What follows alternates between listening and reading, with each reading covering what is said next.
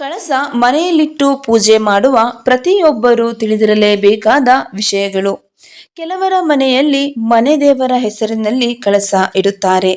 ಇನ್ನು ಕೆಲವರು ಲಕ್ಷ್ಮೀ ಕಳಸ ಇಡುತ್ತಾರೆ. ಆದರೆ ತಿಳಿಯಿರಿ, ಕಳಸ ಎಂದರೆ ಅದು ತಾಯಿ ಮಹಾಲಕ್ಷ್ಮಿ ಸ್ವರೂಪ. ಆದ್ದರಿಂದ ಕಳಸವನ್ನು ಇಡುವಾಗ ತುಂಬಾ ಹುಷಾರಾಗಿರಬೇಕು. ಲಕ್ಷ್ಮಿ ಸ್ವರೂಪವಾದ ಕಳಸದ ಬಗ್ಗೆ ತಿಳಿಯೋಣ.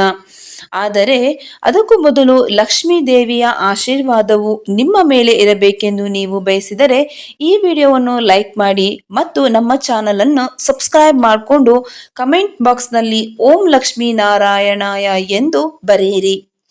ಕಳಸಕ್ಕೆ ಸ್ಟೀಲ್ ಅಥವಾ ಬೆಳ್ಳಿ ಕೋಟಿಂಗ್ ಮಾಡಿರುವ ಆರ್ಟಿಫಿಷಿಯಲ್ ಕಳಸದ ಚೊಂಬನ್ನು ಬಳಸಬೇಡಿ. ಕಳಸಕ್ಕೆ ತಾಮ್ರ, ಹಿತ್ತಾಳೆ, ಬೆಳ್ಳಿ ಚೊಂಬುಗಳು ತುಂಬಾ ಶ್ರೇಷ್ಠ. ನಿಮಗೆ ಯಾವುದು ಅನುಕೂಲ, ನಿಮ್ಮ ಶಕ್ತಿಗೆ ಅನುಗುಣವಾಗಿ ಇಟ್ಟು ಪೂಜೆ ಮಾಡುವುದು ಉತ್ತಮ. ನಿಮ್ಮ ಮನೆಯಲ್ಲಿ ಹಿರಿಯರು ಹೇಗೆ ಕಳಸ ಸ್ಥಾಪನೆ ಮಾಡಿ ಪೂಜೆ ಮಾಡುತ್ತಿದ್ದರೋ ಅದೇ ರೀತಿ ಪೂಜೆ ಮಾಡುವುದು ಕೂಡ ಬಹಳ ಶ್ರೇಷ್ಠ. ಕೆಲವರ ಮನೆಯಲ್ಲಿ ಮನೆ ದೇವರ ಕಳಸ ಇಡುತ್ತಾರೆ. ಇನ್ನು ಕೆಲವರು ಲಕ್ಷ್ಮೀ ಕಳಸ ಇಡುತ್ತಾರೆ ಮತ್ತು ಕಾಯಿ ಕಳಸ, ಎಲೆ ಕಳಸ, ಈ ರೀತಿ ಅವರದೇ ಆದ ಸಂಪ್ರದಾಯ ಅನುಸರಿಸುತ್ತಾ ಇರುತ್ತಾರೆ. ನಿಮ್ಮ ಮನೆಯಲ್ಲಿ ಲಕ್ಷ್ಮೀ ಕಳಸ ಇಡುವುದಾದರೆ ಕಳಸಕ್ಕೆ ಮಾಂಗಲ್ಯ ಹಾಕುವುದು ಬಹಳ ಒಳ್ಳೆಯದು. ಇಲ್ಲದಿದ್ದರೆ ಅರಿಶಿಣದ ಕೊಂಬನ್ನಾದರೂ ಕಟ್ಟಬೇಕು, ನೆನಪಿಡಿ. ಕಳಸವನ್ನು ಯಾವುದೇ ಕಾರಣಕ್ಕೂ ನೆಲದ ಮೇಲೆ ಇಡಬೇಡಿ. ಒಂದು ತಟ್ಟೆಗೆ 3 ಹಿಡಿ ಅಥವಾ 5 ಹಿಡಿ ಅಕ್ಕಿ ಹಾಕಿ ಅದಕ್ಕೆ ಅರಿಶಿನ ಕುಂಕುಮ ಹಾಕಿ ಉಂಗುರದ ಬೆರಳಿನಿಂದ ಅಷ್ಟದಳದ ಕಮಲ ಬಿಡಿಸಿ ಅದರ ಮೇಲೆ ಕಳಶ ಸ್ಥಾಪನೆ ಮಾಡುವುದು ತುಂಬಾ ಶ್ರೇಷ್ಠ.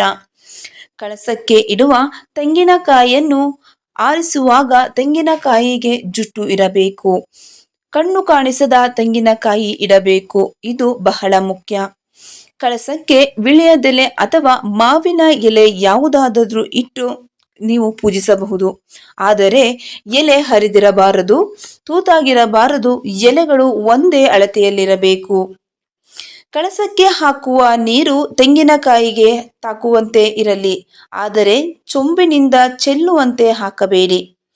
ಕಳಸಕ್ಕೆ ಶುದ್ಧವಾದ ಚೊಂಬನ್ನು ಇಡಬೇಕು. ಇದಕ್ಕೆ ಅರಿಶಿನ, ಕುಂಕುಮ, ಗಂಧ ಹಚ್ಚಿ ಶುದ್ಧವಾದ ನೀರು ಹಾಕಿ ನಂತರ ನೀರಿಗೆ 1 ಚಿಟಿಕೆ ಅರಿಶಿನ ಕುಂಕುಮ ಹಾಕಿ 1 ಹೂ ಹಾಕಿ 1 ನಾಣ್ಯ ಹಾಕಿ, ಯಾವುದಾದರೂ ಸರಿ, ಹಿತ್ತಾಳೆ, ಬೆಳ್ಳಿ ಅಥವಾ ಮಾಮೂಲಿ ನಾಣ್ಯ ಕೂಡ ಆದರೂ ಸರಿ, ಮರೆಯದೆ ಹಾಕಿ. ಇದು ಪ್ರಾಣದ ಪ್ರತೀಕ. ಇನ್ನು ಕೆಲವರು ಕವಡೆ, ಗೋಮತಿ ಚಕ್ರ, ಕಮಲದ ಬೀಜ ಇತ್ಯಾದಿ ಹಾಕುತ್ತಾರೆ. ಆದರೆ ಇದು ಹಬ್ಬ ಹರಿದಿನಗಳಲ್ಲಿ ಹಾಕಿದರೆ ಸಾಕು. ಕಳಸ ಪ್ರತಿಷ್ಠಾಪನೆ ಮಾಡಿದ ಮೇಲೆ ಪದೇ ಪದೇ ಮುಟ್ಟುವುದು, ಹೂ ಸರಿಪಡಿಸುವುದು ಮಾಡಬೇಡಿ. ಯಾವುದೇ ಕಾರಣಕ್ಕೂ ಮಂಗಳವಾರ, ಶುಕ್ರವಾರ, ಅಮಾವಾಸ್ಯೆ, ಹುಣ್ಣಿಮೆ, ಏಕಾದಶಿ, ಪವಿತ್ರ ಹಬ್ಬದ ದಿನಗಳಲ್ಲಿ ಕಳಸ ಕದಲಿಸಬೇಡಿ. 1 ದಿನ ಮುಂಚಿತವಾಗಿ ತೆಗೆದು ಸ್ವಚ್ಛ ಮಾಡಿ ಈ ದಿನಗಳಲ್ಲಿ ಕಳಶ ಸ್ಥಾಪನೆ ಮಾಡಿದರೆ ಮನೆಗೆ ಬಹಳ ಒಳ್ಳೆಯದು. ಕಳಸ ಕದಲಿಸುವಾಗ 3 ಸಲ ಬಲಕ್ಕೆ ಸರಿಸಿ ನಂತರ ತೆಗೆಯಬೇಕು. ಕಳಸ ಕದಲಿಸಿದ ಮೇಲೆ ನೀರನ್ನು ತೆಂಗಿನ ಮರ ಅಥವಾ ತುಳಸಿ ಗಿಡಕ್ಕೆ ಹಾಕಿ ಯಾರೂ ತುಳಿಯಬಾರದು.